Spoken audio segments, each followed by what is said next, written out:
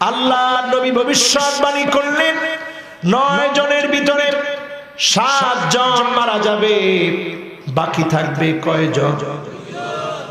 পৃথিবীর জনসংখ্যা যদি 900 কোটি হয়, 900 কোটি থেকে 700 কোটি মারা যাবে, বাকি থাকবে কত কোটি? জোরে কন, কত কোটি? 200 কোটি লোক ইমাম মাহদিকে খুঁজবে।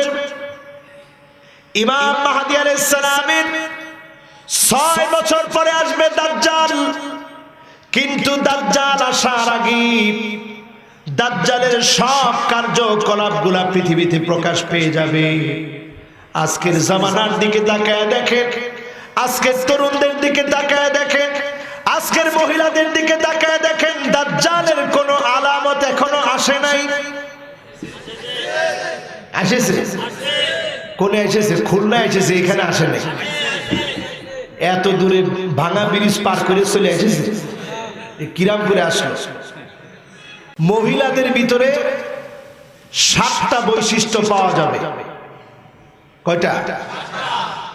কষ্ট হচ্ছে আপনাদের? কণ্ঠ একটু ভেঙে গেছে, কষ্ট হচ্ছে না তো? বুঝতে পারতেছেন তো কথা? মহিলাদের ভিতরে কয়টা পাওয়া যাবে? 7টা আলামত পাওয়া যাবে। একটু তাকায় দেখেন আপনার ঘরের দিকে। 1 নম্বরে পাবেন আন্নানা। আন্নানা মানে এমন মহিলা, যেই মহিলা তার স্বামীকে লক্ষ্য করে বলে, স্বামী আমার জন্য খরচ করেন, খুব ভালো কথা, আপনি আপনার মা বাপের জন্য খরচ করলে কিন্তু খবর আছে। এরকম মহিলা অলিপুরে আছে? আপনাদের এলাকায় ঢুকছে? মা বাপের জন্য যদি খরচ করেন খবর আছে। খরচ যা করার আমার জন্য করেন, খুব ভালো, কিন্তু মা বাপের জন্য খরচ করলে খবর আছে। এই মার্কা মহিলা দাজ্জালের প্রথম ধাপে পা দিয়ে আছে, বুঝতে পারতেছে না। ঠিক না বেঠি? 2 নম্বরে মান্নানা। মান্নানা মানে এমন খোটা দানকারিনী মহিলা, কথায় কথায় জামাইকে খোটা দেয়, এমন মহিলা আছে না নাই? কি দেখে যে আব্বা আপনার কাছে বিয়ে দিয়েছিল, কপাল পুরো পুড়িয়েছে, ইরাম কাজ কেন করলো বুঝতে পারতেছি। কত সে সাল পাল বিয়ে করতে চেয়েছে, ছেলে টেলে বিয়ে করতে চেয়েছে, তা না দিয়ে আপনার সঙ্গে কিরাম করে বিয়ে দিল। এরকম মহিলা আছে না? দাজ্জালের কয় নাম্বার? এই ধরনের মহিলাদেরকে আমরা নিজেরাও বলি দাজ্জাল মার্কা মহিলা, ঠিক কিনা? জামাই নিজেও বলে তুমি একবারে দাজ্জাল মার্কা মহিলা। 2 নাম্বার। অথচ বিশ্ব নবীর কন্যার দিকে তাকায় দেখেন, ফাতিমা রাদিয়াল্লাহু তাআলা আনহাকে যখন বিবাহ শাদী হয়ে গেল, বাসর রাতে যখন গেলেন, ফাতিমা রাদিয়াল্লাহু তাআলা আনহা আলীর ঘরের ভিতরে গিয়ে দেখে ঘরের ভিতরে কিছুই নাই। সামান্য একটা মশ পানি পান করার জন্য পড়ে আছে, তেমন ভালো কোনো পাত্র নাই, কি দিয়ে খাবে, খাওয়ার মতো কোনো পাত্র নাই, শোয়ার মতো ভালো কোনো বিছানা নাই। ফাতিমা রাদিয়াল্লাহু তাআলা আনহার মনটা একটু খারাপ, আবার তাকায় আছে স্বামী আলীর দিকে, চিন্তা করতেছে আলী তো আমার স্বামী, আজকে তো বাসর রাত, আজকে তো লাইলাতুল জিফাফ, আজকে বাসর রাত। সেই মুহূর্তে ফাতিমা রাদিয়াল্লাহু তাআলা আনহা শুনে দরজার ভিতরে দরজা খোলার আওয়াজ হচ্ছে। ফাতিমা রাদিয়াল্লাহু তাআলা আনহার মনটা নরম হয়ে গেল। ফাতিমা রাদিয়াল্লাহু তাআলা আনহার মনটা নরম হয়ে গেল। চিন্তা করলো কে এসেছে, দরজার ভিতরে আওয়াজ কোত্থেকে। আল্লাহ নবী এবার সালাম বিনিময় করলেন, আসসালামু আলাইকুম ওয়া রাহমাতুল্লাহ।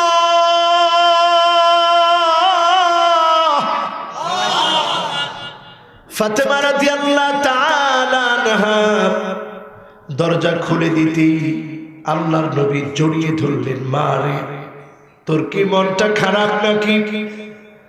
ফাতিমা রাদিয়াল্লাহু তাআলা আনহা কেঁদে ফেললেন, বললেন, মা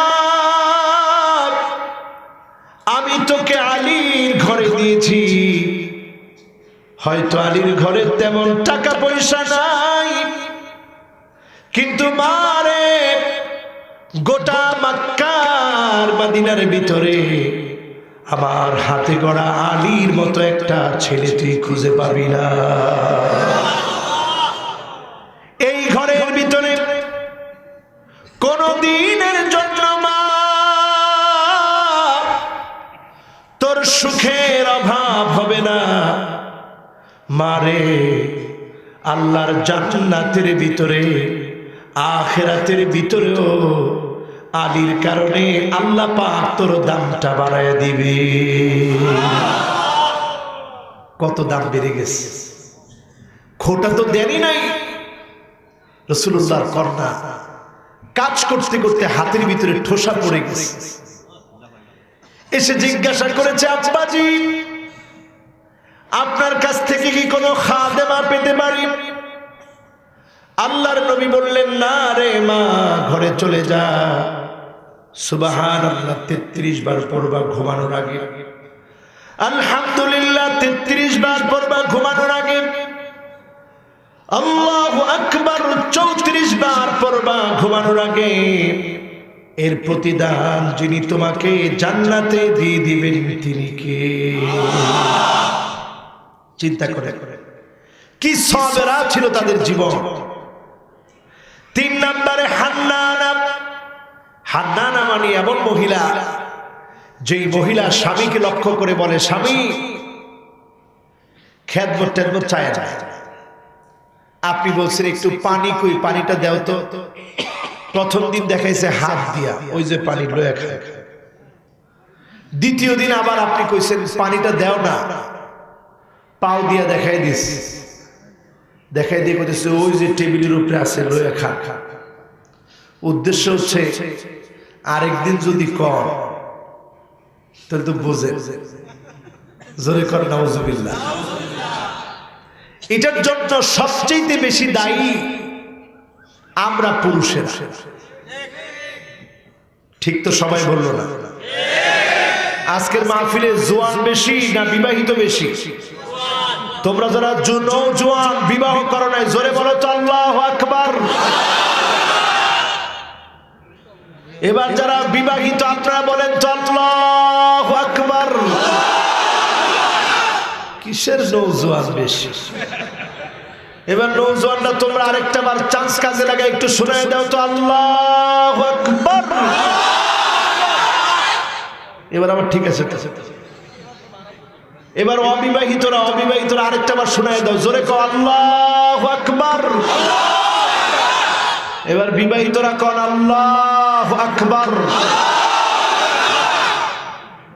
মাশাআল্লাহ, বিবাহিতরা এই এলাকায় শক্তিশালী, আলহামদুলিল্লাহ। এবার 2 গ্রুপ একত্রে মিলে একটু আল্লাহরে শোনায় দেন, পড়েন আল্লাহু আকবার। কয়টা ফিতনা? মাশাআল্লাহ, কয়টা? আমরা আছি কয় নাম্বার?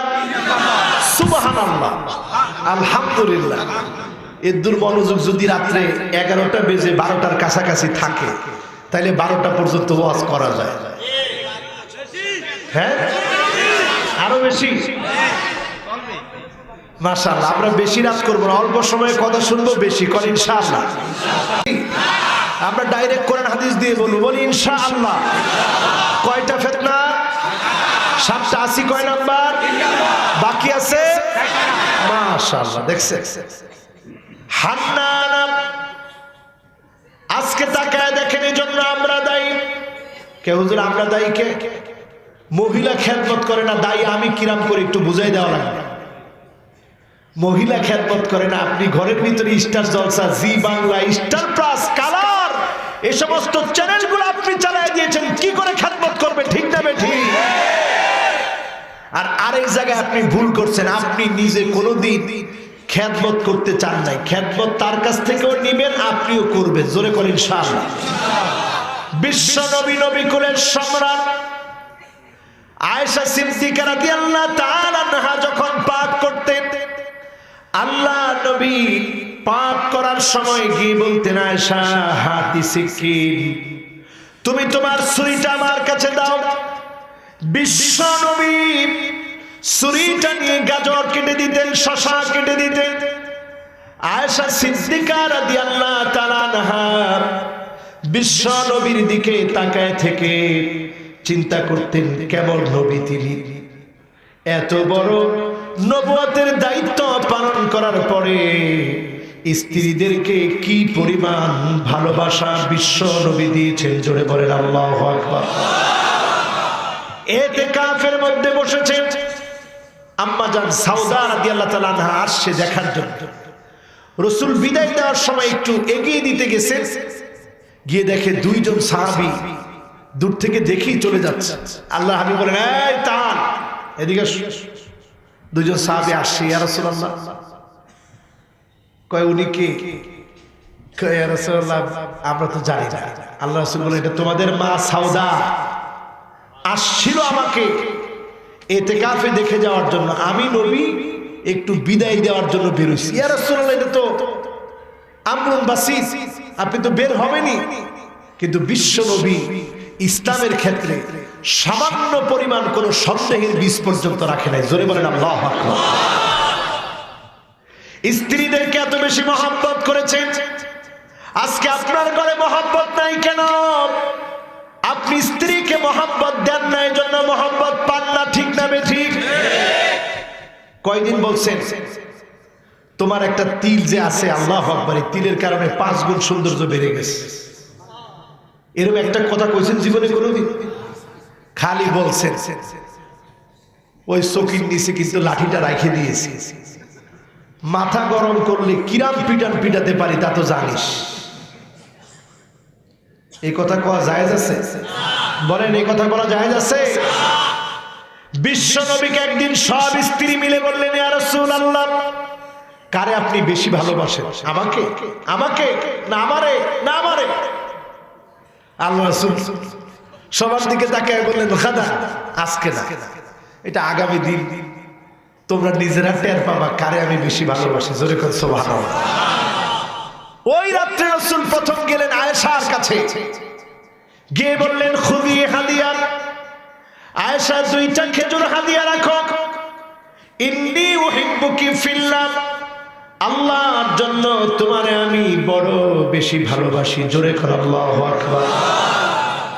খবরদার, ভালোবাসার কথা কিন্তু কাউরে বলো না, বললে কিন্তু ঝগড়া বিবাদ লাগবে। হাফসাকে গিয়ে একই কথা বললেন, খুদি হাদিয়া, হাফসা 2টা খেজুর হাদিয়া রাখো। ইন্নী উহিব্বুকি ফিল্লাহ, আল্লাহর জন্য তোমাকে বড় বেশি ভালোবাসি। ভালোবাসার কথা কাউকে বলো না। বিশ্ব নবী গেলেন জুয়াইরিয়া রাদিয়াল্লাহু তাআলা আনহার কাছে একই কথা বললেন, সাউদা রাদিয়াল্লাহু তাআলা আনহাকে একই কথা বললেন, সব স্ত্রীদেরকে খেজুর দিলেন, একই কথা বললেন। পরের দিন সবারে ডাকলেন, ডেকে বলতেছে, স্ত্রীরা তোমরা জিজ্ঞাসা করছিলা কারে আমি বেশি ভালোবাসি, গত রাত্রে যার হাতে 2টা খেজুর দিয়েছিলাম তারে আমি সবচেয়ে বেশি ভালোবাসি। আজকের শ্রোতাদের মধ্যে 2 ক্যাটাগরির শ্রোতা, একটা হচ্ছে খুব চালাক, এরা একেবারে মুস্কি হাসির হক আদায় করে একটা হাসি দিয়ে সুবহানাল্লাহ বলছে। আর আরেক ক্যাটাগরির শ্রোতা হচ্ছে মন খারাপ করে আছে, চিন্তা করতেছে কি রে হুজুর কিরাম কথা বলবো, এখন বুঝাই দিলে সবাই মিলে আবার মুস্কি হাসি দিবেন, একটু বুঝাই দিই। একজন আরেকজনের দিকে দেখে বিশ্বনবীর স্ত্রীরা মনে মনে মুস্কি হাসি তো মুখে, আর মনে মনে চিন্তা করতেছে, দেখছো তুমি মনে করছিলা খালি তোমারে ভালোবাসে, তোমারে না, খেজুর তো কালকে আমারে দিছে আর কাউরে দেয় না, আসলে একজনে দিছে না সবারে দিছে। সুবহানাল্লাহ বলবেন। 4th নম্বরে আসে, 4th নম্বরে কান্নানা।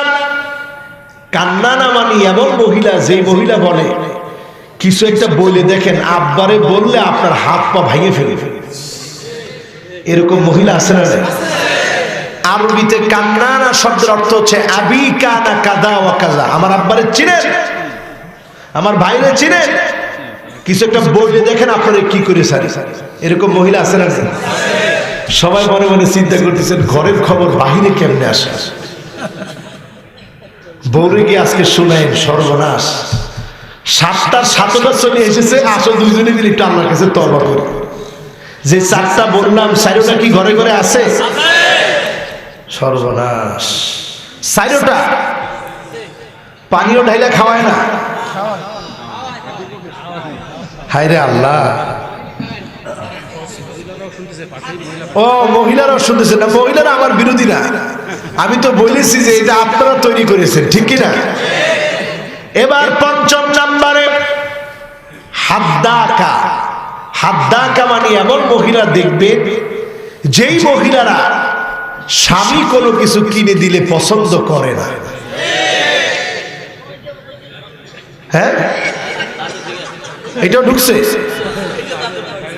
স্বামী কিছু একটা কিনে দিলে কয় কিরাম কালার আনলেন, এ তো মরা কালার, পরলে কিরাম দেখাবে। হায় হায় হায়, আছে আছে। অথচ বিশ্ব নবীর কন্যা ফাতেমা রাদিয়াল্লাহু তাআলা আনহা বসে বসে একদিন নামাজ পড়তেছেন, আল্লাহর হাবিব গেলেন, গিয়ে দেখেন ফাতেমা বসে বসে নামাজ পড়ে। আল্লাহর হাবিব বললেন, মা বসে বসে নফল নামাজ কেন পড়তেছ? ফাতেমা রাদিয়াল্লাহু তাআলা আনহা 2 চোখের পানি ছেড়ে দিয়ে বলতেছে, আব্বা আমার মন বলতেছিল আপনি আসবেন, কাপড়ের ভিতরে একটা ছেঁড়া আছে, নফল নামাজের সময় বসে বসে নামাজ পড়তেছি, কারণ আপনি বাপ হয়ে যদি কাপড়ের ছেঁড়াটা দেখেন আলীর উপরে আপনার রাগ হয়ে যাবে, গুসা হবে। আমি যে আলীরে বড় বেশি ভালোবাসি, আমার স্বামীর উপরে রাগ হোক, কোনোভাবে আমি ফাতেমা সেটা চাই না। এজন্য আমি ফাতেমা নফল নামাজের সময় বসে বসে নামাজ আদায় করতেছি। বলেন আল্লাহু আকবার। গেছে 5টা, বাকি আছে 6ষ্ঠ নম্বরে সাদ্দাকা। সাদ্দাকা এমন মহিলা, যে মহিলা বলে হারাম হোক যেভাবে হোক টিনের ঘর চাই না, বিল্ডিং করা লাগবে। আছে আশা দিশা ব্রাক কারিদাস নিরাশা যেখান থেকে পারো টাকা এনে বিল্ডিং করো, ইজ্জত সম্মান যাচ্ছে। ইরা মহিলা কম না বেশি? 6টা আছে। এবার 7ম নাম্বারটা একটু হুশ করে কয়ে। 7ম নাম্বারটা হচ্ছে বাররাকা। এমন মহিলা, যেই মহিলা স্বামীর সঙ্গে ঝগড়া লাগলে গায়ে হাত তুলতেও দেরি করে না। এটার মধ্যেও কয় আছে। আজকে খালি ঘরে গিয়ে দেখে বলবে আসে যে বলেছেন ওটা তো আপনার কণ্ঠ, এরা মিথ্যা কথা কিসের জন্য বললেন? সেই জন্য খবরদার, এই 7টা দাজ্জাল আসার আগেই এখন মহিলাদের ভিতরে ঢুকে গেছে, ঠিক না বেঠিক? এবার যুবকরা তাকায় দেখেন দাজ্জাল কিন্তু আসবে ইমাম মাহদীর 6 বছর পরে, কিন্তু দাজ্জালের ফিতনা ঢুকে যাবে রন্ধ্রে রন্ধ্রে। মাযামির আলা রুসিহিম, মানুষ মাথার মধ্যে গান নিয়ে ঘুরবে। বলেন তো আজ থেকে 30 বছর আগে ইয়ারফোন দিয়ে কে কে গান শুনছেন? হাত তুলেন তো দেখি। 30 বছর আগে ইয়ারফোন ছিল? মুরব্বীরা কম, 30 বছর আগে ছিল নি? ওই যে ছেলেরা এখন কানের ভিতরে ঢুকে যে শুনে, এগুলো ছিল 30 বছর আগে ছিল। কিন্তু 1450 বছর আগে আল্লাহর হাবিব বলে গেলেন, ইবনে মাসউদ শোনো, মাথার ভিতরে গান নিয়ে ঘুরবে, কানের ভিতরে গান শুনবে, গান কানের ভিতরে নিয়ে ঘুরবে। এখন মোবাইলটা থাকে এইখানে, তার দিয়ে ডাইরেক্ট চলে গেছে কানে, ওইটা আর এখন লাগে না, এখন ব্লুটুথের যুগ, ঠিক কিনা? আরো জোরে কোন ঠিক কিনা? সুতরাং এই আলামত গুলা বলে দিচ্ছি, ইমাম মাহদী আসার সময় সন্নিকটে। না অনেক দেরি? জোরে কোন অনেক দেরি না সন্নিকটে? এরপরে দেখবেন ছেলেরা এইভাবে 2 আঙ্গুল উঁচা করে নাচে। কয় আঙ্গুল? কয় আঙ্গুল? কেউ জানেই নেই 2 আঙ্গুলটা কি। শয়তানের শিং হচ্ছে এই 2টা। এই শয়তানের শিংয়ের পূজারী এই পৃথিবীর সবচেয়ে নিকৃষ্ট ইহুদিদের মধ্যে একটা গোষ্ঠী, তাদের নাম হচ্ছে রথ চাইল্ড ফ্যামিলি। রথ চাইল্ড ফ্যামিলি। এই ফ্যামিলি এই পৃথিবীকে নিয়ন্ত্রণ করার জন্য তারা সমস্ত স্বর্ণগুলাকে মজুত করে রাখে, ডায়মন্ডগুলাকে মজুত করে রাখে, রেখে তারা নিজেদেরকে বলে ব্যাংক অফ দ্য ব্যাংকস। সব ব্যাংকের ব্যাংকস আমরা, সমস্ত ব্যাংক আমরা নিয়ন্ত্রণ করি, গভর্নমেন্ট অফ দ্য গভর্নমেন্টস। সব ক্ষমতা আমরা চালাই, কারণ টাকা তাদের হাতে। গুগলে সার্চ দিয়ে দেখবেন রথ চাইল্ড ফ্যামিলি স্বর্ণের বিস্কিটের উপরে বসা, তাদের বড় বড় লিডাররা বসে আছে। এই পৃথিবীর খ্রিস্টান হোক, হিন্দু হোক, বৌদ্ধ হোক, তাদের প্রেসক্রিপশনে চলে গোটা পৃথিবীতে আজকে মুসলমানদেরকে নিধন করা হচ্ছে। ঠিক না বেঠি? তাকায় দেখেন এক ইসকন গোটা বাংলাদেশে মুসলমানের বিরুদ্ধে আজকে যে অবস্থান করছে, তারা যে সিদ্ধান্ত নিয়েছে নির্যাতন করো আজি সকল ভুবন, গোটা বাংলাদেশ থেকে গোটা পৃথিবী থেকে তারা মুসলমান নিধন করতে চায়। আজকে এই সিদ্ধান্ত নিয়ে তারা মাঠে নেমেছে। ঠিক না বেঠি? এজন্য মুসলমান খুব সতর্ক হওয়া লাগবে, চিন্তা করে পদক্ষেপ ফেলা লাগবে। আগামীর দিনগুলা স্বাভাবিক নয়, আগামীর দিনগুলা বড় কঠিন দিন। এরপরে যিনি বিজয় দিবেন তিনি কে? ইমাম মাহদী। এটা কিন্তু ওনার আসল নাম নয়। ইমাম মানে নেতা, মাহদী মানে সুপথ প্রাপ্ত, যিনি পথ দেখায় দিবেন তিনি কে? ইমাম মাহদী উনি আসবেন দাজ্জালের 6 বছর আগে। দাজ্জাল আসবে 6 বছর পরে।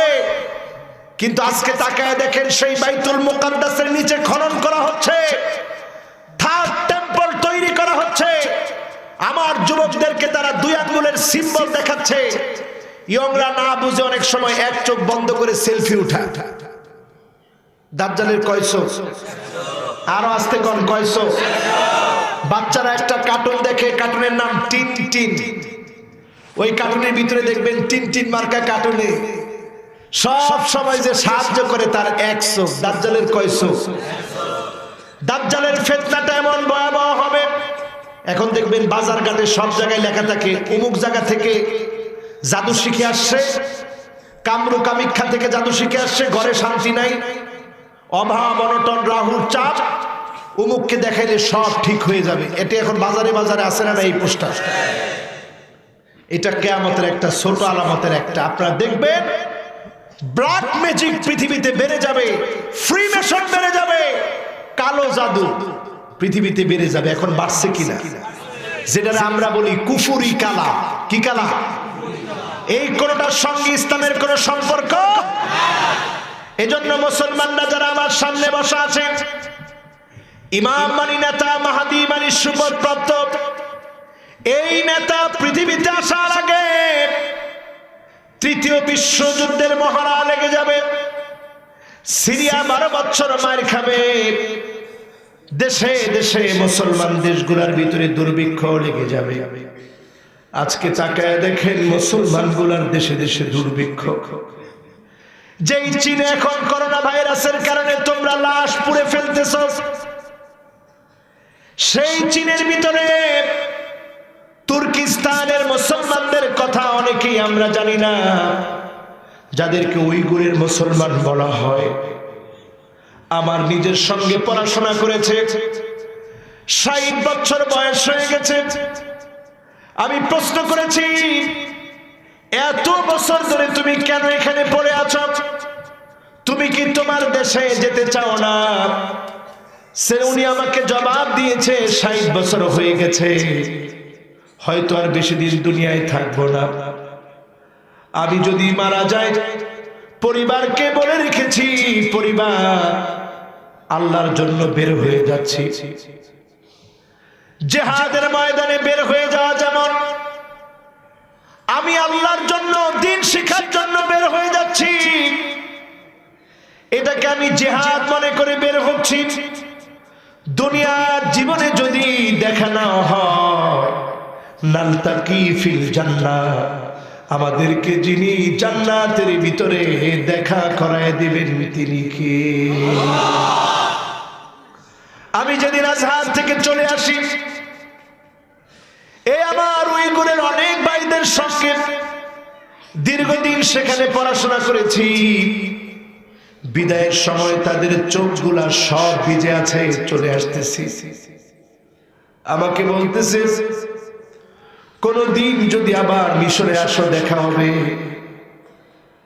আর যদি দুনিয়ার জীবনে দেখা নাও হয়, নালতাকি ফিল জান্নাহ, আমাদের দেখা হয়ে যাবে আল্লাহ রাব্বুল আলামিনের জান্নাতে। সেখানে ছাত্রদেরকে জিজ্ঞাসা করেছি, তুমি কোরআনে হাফেজ কেমন করে হলে? চীনের সরকার নাকি কোরআন পড়তে দেয় না। জবাব দিয়েছে, এই কোরআন আমি মুখস্থ করেছি, দরজা বন্ধ করে তালা মারা ছিল দরজার বাহিরে। প্রশাসনের লোকেরা এসে মনে করেছে তালা মারা মানে ভিতরে কেউ নাই, আর ভিতরে বসে বসে কোরআন কারীম তেলাওয়াত করে শুরু থেকে শেষ পর্যন্ত মুখস্থ করে ফেলেছি। অনেকজনকে জিজ্ঞাসা করেছি, ভাই তুমি কেমন করে হাফেজ হলে? জবাব দিয়েছে, গুহা খনন করে ওই গুহার ভিতরে বসে বসে কোরআন কারীম তেলাওয়াত করে মুখস্থ করেছি। চিন্তা করেন মুসলমান, সেই গুহার ভিতরে পর্যন্ত আগুন ধরিয়ে দিয়েছে। তোমরা আগুন ধরিয়ে আল্লাহর গোলামদেরকে পুড়িয়ে দিয়েছিলে, কোরআনের হাফেজদেরকে পুড়িয়ে দিয়েছিলে। আজকে যখন আল্লাহ তোমাদেরকে আযাব দিচ্ছে, তোমাদের লাশ তোমরা নিজেরা পুড়িয়ে দিচ্ছ, ঠিক না বেঠিক? ও মুসলমান, তাকায় দেখেন পৃথিবীর কি অবস্থা। এই করুণ অবস্থায় মাজলুম জনতারা ত্রাহি ত্রাহি করছে, কখন ইমাম মাহদীর দেখা পাবো। কিন্তু ইমাম মাহদীর দেখা তো এত সহজ নয়। আল্লাহর হাবিব বলেছে, খরাজাতুন মানজুমাতুন মিনাস সাল, একটা পুঁতির দানা থেকে একটা দানা পড়ে গেলে পরের দানাগুলা যেমন টাস টাস টাস টাস করে পড়ে, ইমাম মাহদী যেদিন আত্মপ্রকাশ করবে, কিয়ামতের একটার পর একটা আলামত টাস টাস করে পড়বে। তাহলে এটা সহজ কথা না কঠিন কথা? এখন আমাদের কার্যক্রম কি হবে? ওই যে সূরা কাহফের কথা বলছিলাম, খেয়াল আছে? সূরা কাহফের যুবকেরা ঘুমিয়েছিল কয় বছর? মাশাআল্লাহ, কে বললো? মাশাআল্লাহ। দেখছেন আপনাদের মাঝেও কত জ্ঞানী জ্ঞানী শ্রোতা আছে, আলহামদুলিল্লাহ। কত বছর ঘুমাইছে? সবাই আওয়াজ করে বলেন, কত বছর? 309 বছর যুবকরা ঘুমাইছে। ঘুম ভাঙার পরে একজন আরেকজনকে জিজ্ঞাসা করতেছে, কাম লাবিস্তুম, কিরে কত সময় ঘুমাইছিস? কই ইয়াউমান আও বাদা ইয়াউম, একদিন অথবা দিনের কিছু অংশ মনে ঘুমাইছে। আসলে ঘুমাইছে কতদিন? 309 বছর। কই আচ্ছা ঠিক আছে, যতটুকু ঘুমাইছে আল্লাহ ভালো জানে, এখন গিয়ে খানা পিনা আনো। পয়সা বার করে দিছে, ভাই একটু খাওয়া দেন, বিপদে আছি, তাড়াতাড়ি গুহার ভিতরে যেতে হবে। কইতেছে এখন আর বিপদ টিপদ নাই, স্বৈরা শাসনের সময় শেষ, এখন চলতেছে ইসলামের দেশ।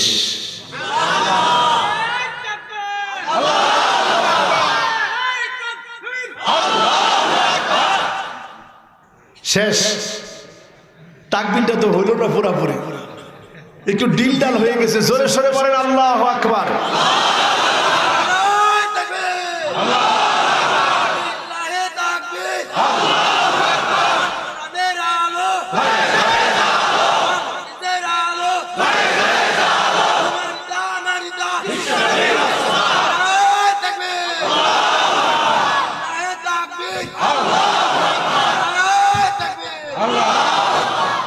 মাশাআল্লাহ, দেখেন একেবারে বলতে গেলে তরুণ, অনেক তরুণ, কিন্তু কি সুন্দর একটা স্লোগান দিচ্ছে। তার গলার ভিতরে ভলিউম আছে। আলহামদুলিল্লাহ, আল্লাহ যেন তাকে আরো দারাজ কণ্ঠের অধিকারী বানায়। পড়ি আমিন। আচ্ছা বলেন তো, আমার নেতা তোমার নেতা কে? ওয়াজ করতেছিলাম একদিকে, এখন আরেক দিকের একটু ওয়াজ করি, অসুবিধা হবে? এই কথাটা বললেই বাংলাদেশের বহু মানুষ চিন্তা করে, দেখছস রসুলকে তারা নেতা বানায় ফেলেছে। আসলে রসুল কি নেতা? মাশাআল্লাহ, রসুল কেমন নেতা? রসুল দুনিয়াতেও নেতা, আখিরাতেও রসুল, মক্কায়ও নেতা, মদিনায়ও রসুল, মক্কা মদিনায় নেতা, জান্নাতেও রসুল, মাকামে মাহমুদেও যখন ব্যানার সামনে থাকবে ওই ব্যানার নিয়েও রসুল নেতা। ঠিক না বেঠিক? আল্লাহ রসুল নিজে হাদিসের ভিতরে বলেন, আনা সাইয়্যিদু ওয়ালাদি আদম, সব আদম সন্তানের ভিতরে আমি নবী হব নেতা। জোরে কোন আল্লাহু আকবার। ওয়া মা মিন নাবিয়্যিন ইয়াওমাইযিন আদম ফামান সিওয়াহু ইল্লা তাহতা লিওয়াই, এমন কোন নবী পৃথিবীতে আসে নাই যেই নবী সেদিন আমি নবীর পতাকা ছাড়া জান্নাতে যাবে। সবাই এসে আমি নবীর পতাকার নিচে দাঁড়াবে, দলবদ্ধ হয়ে কাতারে কাতারে জান্নাতে চলে যাবে। তাহলে আমার নেতা তোমার নেতা কে? আরেকটা জিনিস মনে রাখবেন, নেতার চাইতে কিন্তু দল বড়, দলের চাইতে আদর্শ বড়, আদর্শের চাইতে রাষ্ট্র বড়, আর রাষ্ট্রের চাইতে ইসলাম আমার কাছে কোটি কোটি গুণ বড়। ঠিক না বেঠিক? নেতা যদি কন্ট্রাডিক্ট কিছু বলে তখন আদর্শ নিয়ে আমি দাঁড়ায় যাই, নেতা বা তাহলে সামনে ওই আদর্শ মানলে আপনি নিজে নেতা হবে। এখানে পেট পূজা।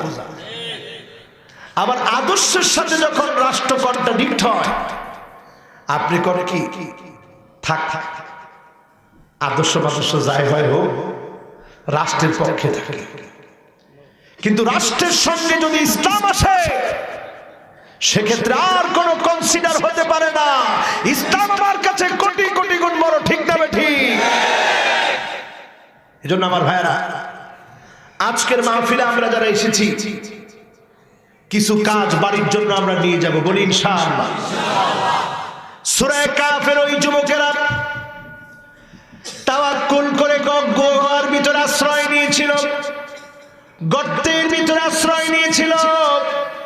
যিনি তাদেরকে ঘুম পড়িয়েছিলেন তিনি কে? সে আল্লাহ। আছে না? আছে। আজকেও যদি আপনি স্বপ্ন দেখেন, আপনি বাস্তবায়ন করতে পারেন আর না পারেন, আস-সাইয়ু মিন্না ওয়াল ইতমামু মিনাল্লাহ, চেষ্টা আমার পক্ষ থেকে হবে। যিনি পরিপূর্ণতা দান করবে তিনি কে? আল্লাহ। এই জমিনের দিন কায়েমের জন্য আপনি যদি আজকেও স্বপ্ন না দেখেন, আপনি যদি পিছায় থাকেন, আপনি ইমাম মাহদীর সৈনিক হতে পারবেন না, দাজ্জালের সহযোগী আপনি হবেন। ঠিক না বেঠিক? এখন দেখেন, আপনি কয় পা দিয়ে রাখছেন দাজ্জালের পথে? ঘরের ভিতরে বেপরদা, রাষ্ট্রীয়ভাবে ইসলাম প্রতিষ্ঠিত না। আপনি পুরুষ, হাতের ভিতরে উল্কি আঁকেন। আপনি মহিলা, আপনি বুরু প্লাগ করেন। কাসিয়াতুন আরিয়াত মাইলাতুন মুমিলাত, এমন ড্রেস পরে বের হন, ছেলেরা দেখলে মনে করে কোনো পোশাকই পরে নাই। ঠিক কিনা? চুলগুলা একেবারে খুলে সৌন্দর্য প্রদর্শনের জন্য বের হয়ে গেছে। এই আলামত বলে দিচ্ছে দাজ্জালের ফিতনা ক্রমশ সয়লাব হয়ে যাচ্ছে।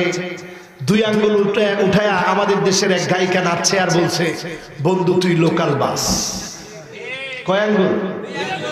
শয়তানের শিং। এরপরে ছেলেরা দেখেন ডিজে গানের নামে মাথা পর্যন্ত নিচের দিকে দিয়ে, পা উপরের দিকে দিয়ে দেয়। কিন্তু একটাবার চিন্তা করে না মিউজিক কোত্থেকে আসছে। শীশ আলাইহিস সালামের জামানায় সর্বপ্রথম শয়তান মিউজিক নিয়ে আসছে। মিউজিক আইনা মিউজিক বাজায় শয়তান বুড়াদেরকে পর্যন্ত কইছে তোরাও নাচ।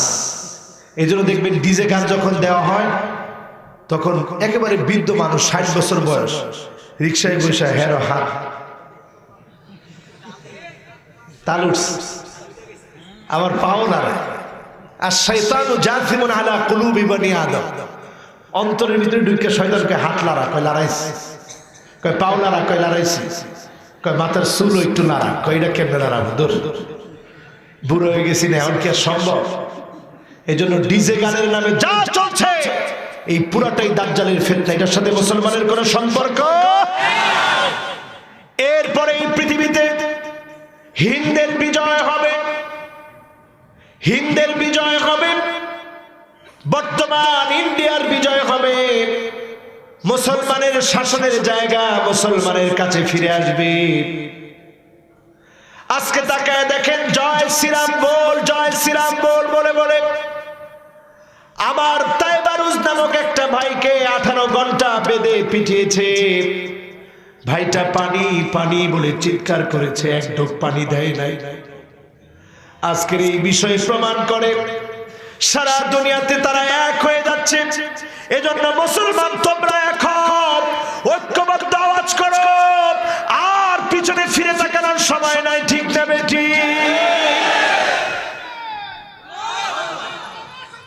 হুঁশিয়ার